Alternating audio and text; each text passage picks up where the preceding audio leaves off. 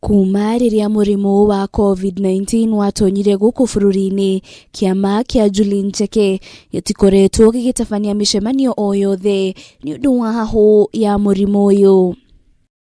Mwandiki munene wa kiama giki Tharaka Nithi ni ahinyiriirie gutire mucemanio wothe ugutabanio ni Njuri Ncheke mbere ya bururi hotete kungethanira na murimu uyu.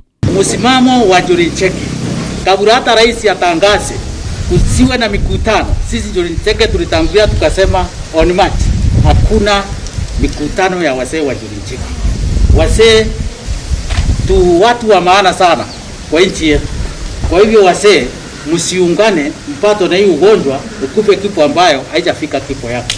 Tuwe kando, mikutano tatangaza wakati corona itaisha. Na kama itaisha tutakuwa na dawa. Tutaona vile tutaendelea. Ni itacukia riukitio na moko meri ni gavana wa kaunti ya Tharaka Nithi Muthomi Njuki uria ugite giki ni kionereria kiega kuri muingi, akiranira thirikari ni guthii na mbere na kurutithania wira na kiama giki. Njuri Ncheke ikiongea, Meru mzima imeongea.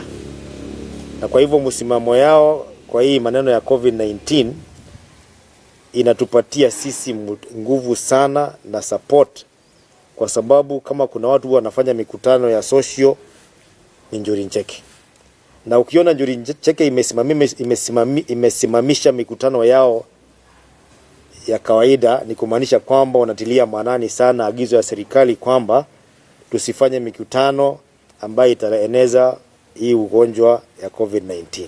Gukiri uguo, Akenya ni moretwo mathie na mbere na kwihuga ugwati wa murimu uyu uria uthite na mbere kumakurira maitho. Tusipochunga watu wetu wafuata maagizo ya serikali ambayo imepeanwa, na sasa serikali ya tatu ambayo ni Njuri Ncheke pia imeongea kwamba tuweke social distance, tunawe mikono. Girifutira Kameme TV, ritugiritio wa Njuru wa Foro.